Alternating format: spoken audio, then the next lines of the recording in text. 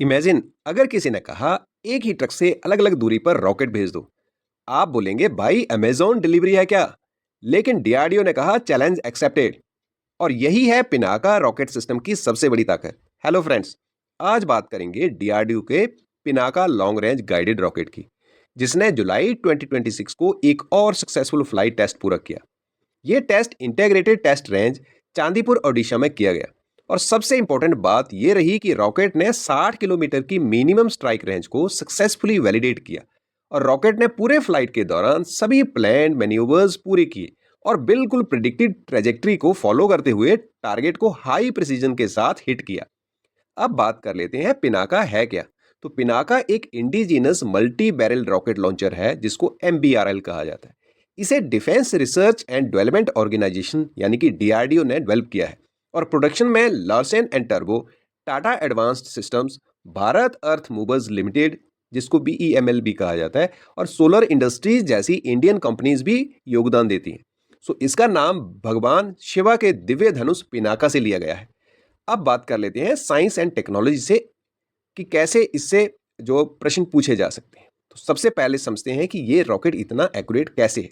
तो traditional rocket केवल launch होने के बाद बैलिस्टिक ट्रेजेक्ट्री फॉलो करते हैं, लेकिन गाइडेड पिनाका में लगे होते हैं इनर्शियल नेविगेशन सिस्टम जिसको INS कहा जाता है, सैटेलाइट नेविगेशन सपोर्ट और फ्लाइट कंट्रोल सिस्टम।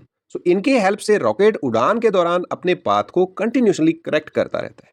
और इससे सर्कुलर एरर प्रोबेबल CEP बहुत कम हो जाती है, यानी टारगेट मिस होने की संभावना काफ़ी घट जाती है। रॉकेट मोटर क्या है? तो पिनाका में यूज़ होगा high energy solid propellant rocket motor.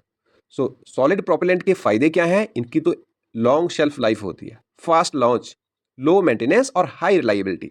सो युद्ध के टाइम इन्हें तुरंत लॉन्च किया जा सकता है। और वॉरहेड की बात करें तो मिशन के अनुसार इसमें अलग अलग वॉरहेड्स लगाए जा सकते हैं, high explosive, pre fragmented, area denial और एंटी पर्सनल। सो इससे बैटलफील्ड में फ्लेक्सिबिलिटी बढ़ती है। लॉन्चर की सबसे बड़ी खासियत तो ये है कि जुलाई के टेस्ट में एक और इम्पॉर्टेंट बात सामने आई। एक ही पिनाका लॉन्चर से अलग अलग रेंज वाले रॉकेट्स फायर किए जा सकते हैं, और यानी आर्मी को अलग अलग लॉन्चर बदलने की आवश्यकता नहीं। ऑपरेशनल फ्लेक्सिबिलिटी कई गुना बढ़ जाती है।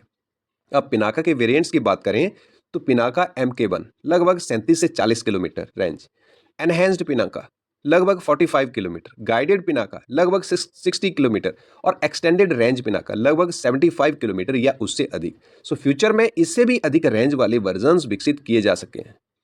तो रिसेंट अचीवमेंट्स की बात करें तो इस नए टेस्ट में user defined minimum range validate हुई, कंप्लीट इन फ्लाइट मैन्यूवर्स सफल रहे, हाई प्रिसीजन स्ट्राइक ऑब्टेन हुई और सेम लॉन्चर से मल्टीपल वेरिएंट्स फायर करने की कैपेबिलिटी भी डेमोन्स्ट्रेट हुई। सो स्ट्रैटेजिक इंपॉर्टेंस के पॉइंट ऑफ व्यू से देखें तो मॉडर्न वॉरफेयर में आर्टिलरी का जो इंपॉर्टेंस है वो लगातार बढ़ता जा रहा है। पिनाका भारत को देता है quick response capability, deep strike capability, high mobility, indigenous defence technology, import dependence में कमी और आत्मनिर्भर भारत को मजबूती।